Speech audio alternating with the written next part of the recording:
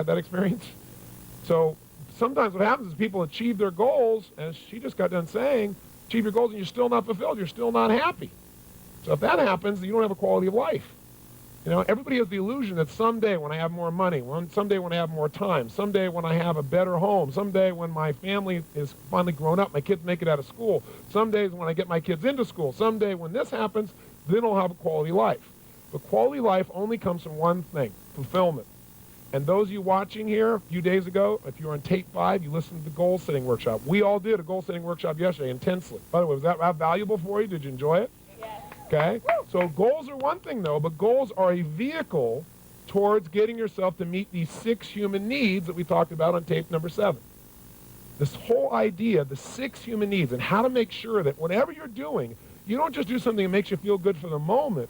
You do something that makes you feel fulfilled long term.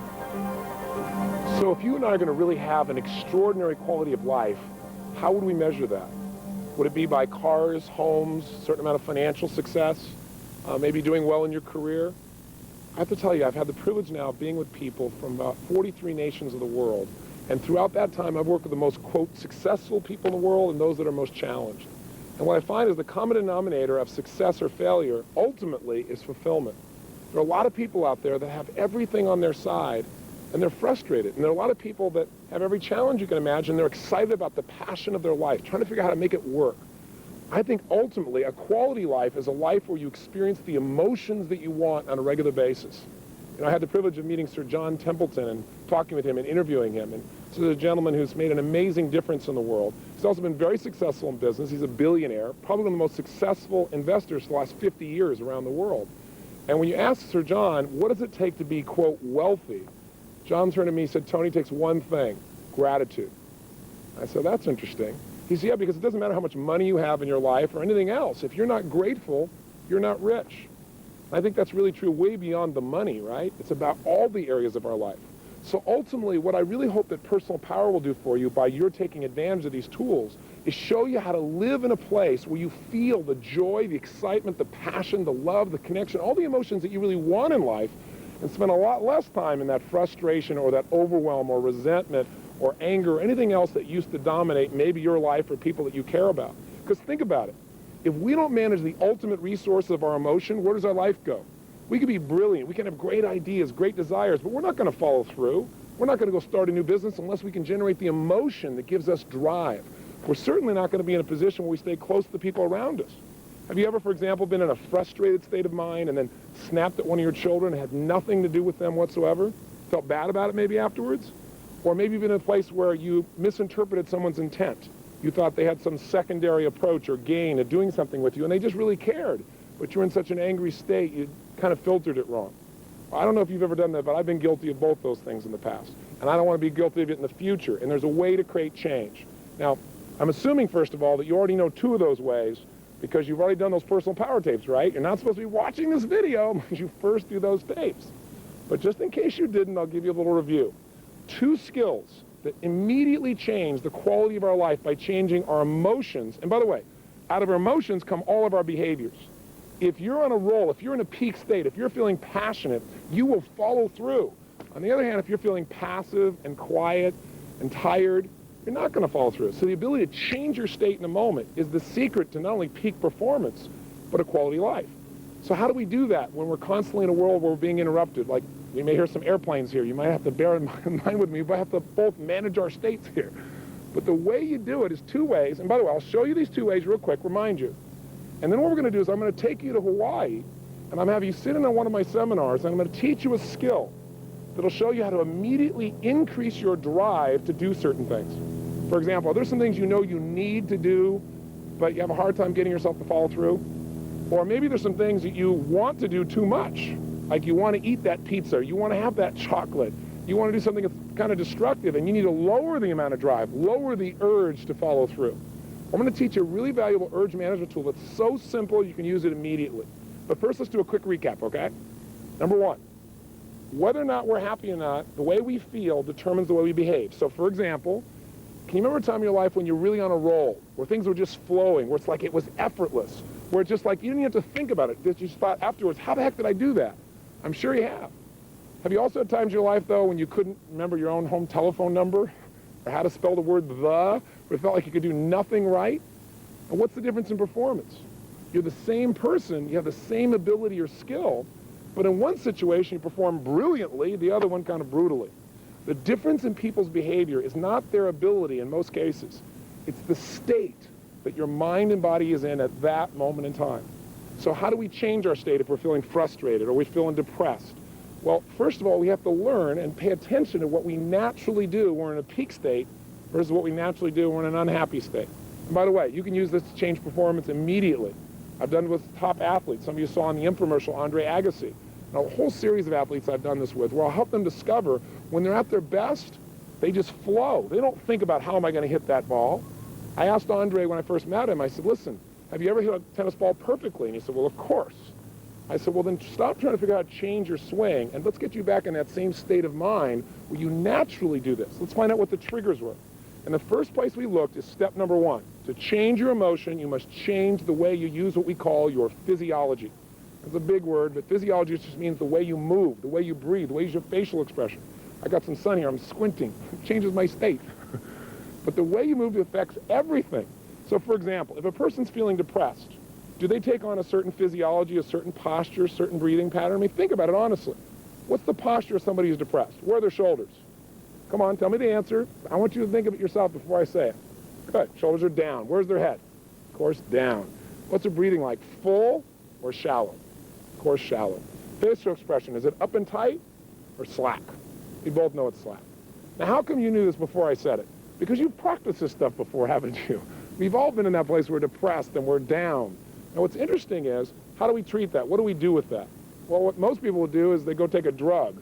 Or if people are really feeling down in life, they'll go drink some alcohol or maybe smoke a cigarette. Some people do something positive like exercise, which gets you to engage your body in a strong way, which, by the way, immediately changes your state. So what we might do is just try something simple. Might try just breathing differently. Might try standing up differently. For example, try it with something simple. Right now in your chair, one of the challenges I have as you're sitting watching Fiji and some of this material we're sharing is you're not in a seminar. In a seminar, I help you keep yourself in a peak state because the state of mind you're in determines how much emotion you're feeling, and the emotion attached to the information is what gets you to follow through. So right now, you're kind of passive. So right now, do me a favor and do you one too. Try this. If you were feeling kind of tired and bored right now, how would you be sitting? Hopefully not how you are right now listening to me. But how would you be sitting if you're bored and tired? Just try it. Come on, it's easy. Bored and tired. What happens to your shoulders? What happens to your body? What happens to your breathing? Bored and tired. A little frustration, that bored, tired, and frustrated. Right? Get that look on your face. Kind of right now, come on, try it.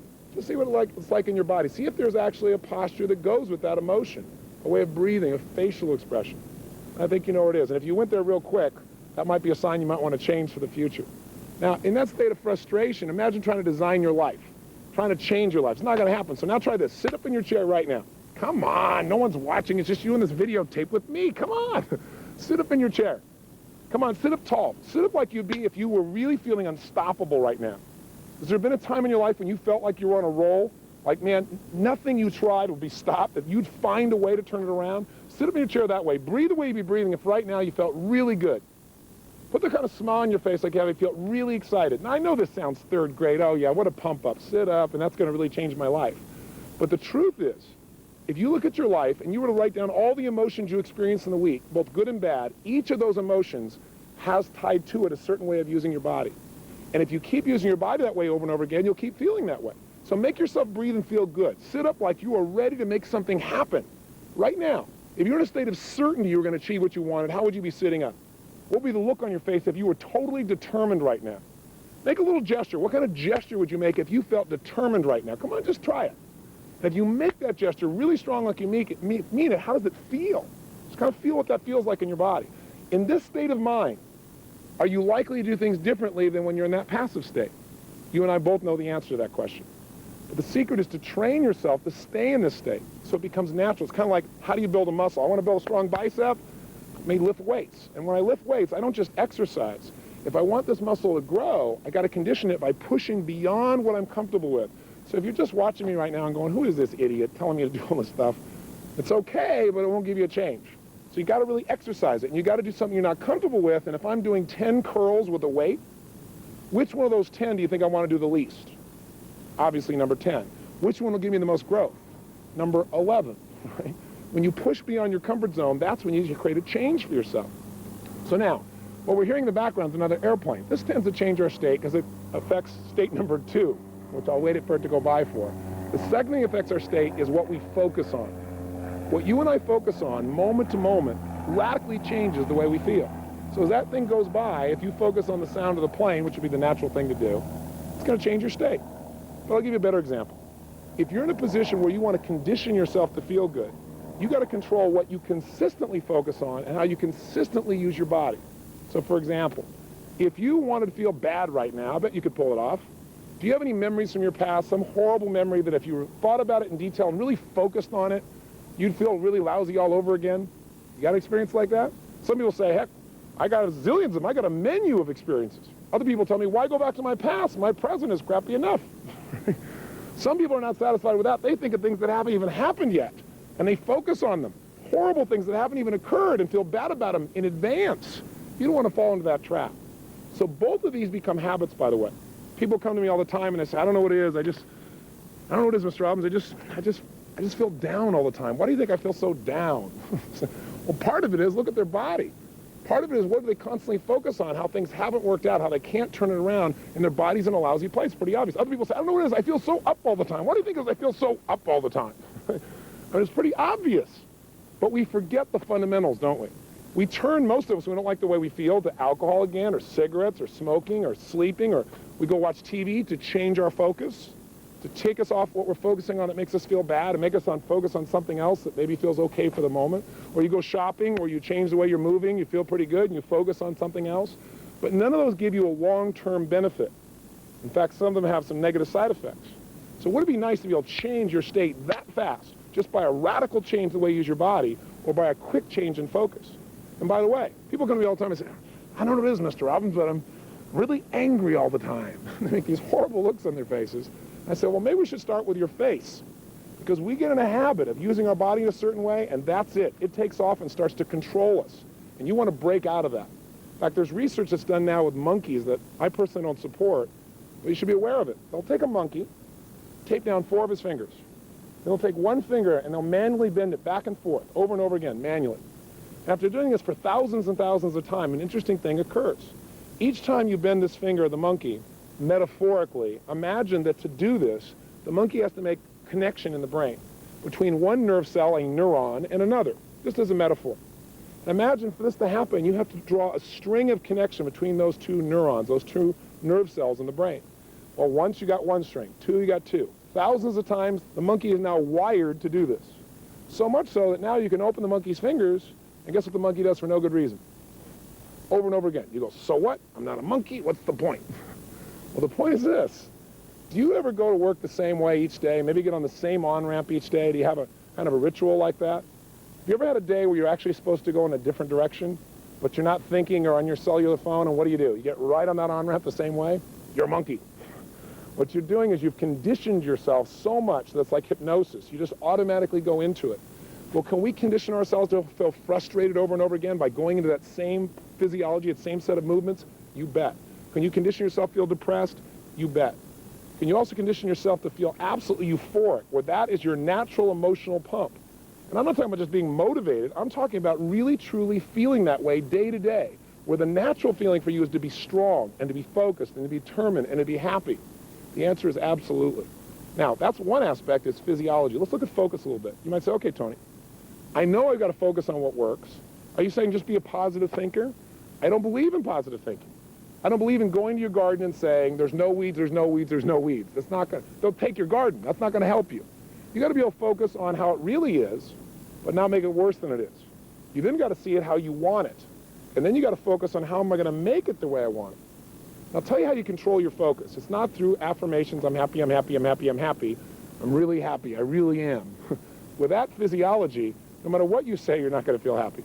But what it really is coming down to asking yourself better questions. You see, every moment while you're listening to me right now, every moment in your life, you're, quote, thinking. Thinking is nothing but the process of asking and answering questions. Here's the problem. Most of us ask questions unconsciously. And ask and you shall what? Receive. So if you ask lousy questions like, why does this always happen to me? Well, it may not always happen to you, but your brain is like the ultimate computer.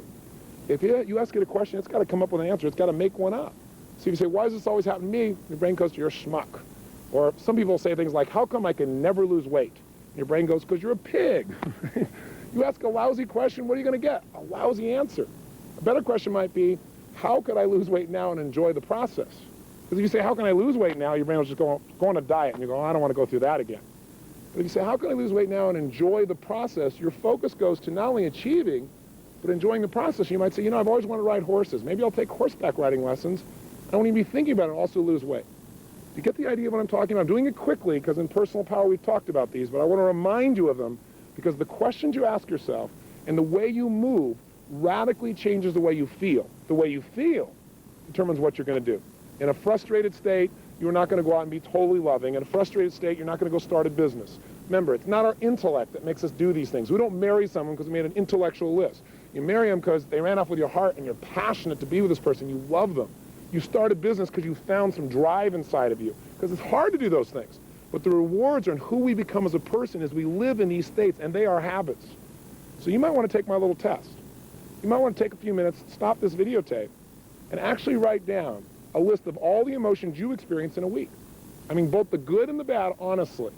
Right? What are the terrible feelings? What are the not so good feelings that you not feel once in a while, but consistently feel? What are the great ones? And again, test this. And I think what you're going to find is you got probably less than a dozen emotions you experience consistently.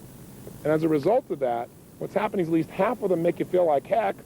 And as a result of that, what's happening? You should feel a smidge cranky when you see this because you're ripping yourself off. There are 3,800 emotions you could feel. So quality life is a life of powerful, positive emotion that you're able to share with the people around you, whether it be your kids or anybody else, because you're feeling it, not because you're pumped up, not because you're trying to be positive or give something to someone else, because you really feel that way. And if you got everything else in the world, you got the money and the homes and the cars, and you got success, and everybody respects you, and you've changed the world, but you're not happy, then you got a John Belushi on your hands. Guy that tons of people love, did what he loved in his life, and he's gone because he didn't make himself feel good. He made everybody else feel good. Or an Elvis Presley. Or maybe your neighbor. Or maybe you in your past. It certainly was my past. So I really want you to take a look at this. Let me offer you one other little tool, and then I'll take you to Hawaii. It's a simple little thing. So simple. I'm a big believer in profound knowledge. Profound knowledge to me is something that is so powerful, but it is so simple. It's something that as soon as you understand it, whether it be a strategy or an idea or a distinction, that the minute you understand it, you can immediately change the quality of your life as well as anybody else's life that you have the privilege to actually touch.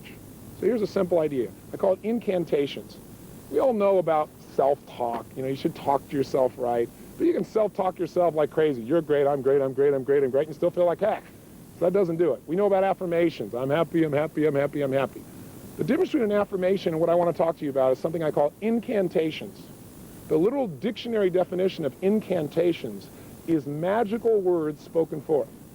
Now, when you speak magical words, they have an impact on you. What's the magic that takes a word into something that actually changes our life? Well, repeating it over and over again is okay, but it's emotion. I mean, think about it. That's what starts wars. That's what makes you fall in love. That's what changes your life is emotion. So we have certain phrases that we say to ourselves a lot, over and over again.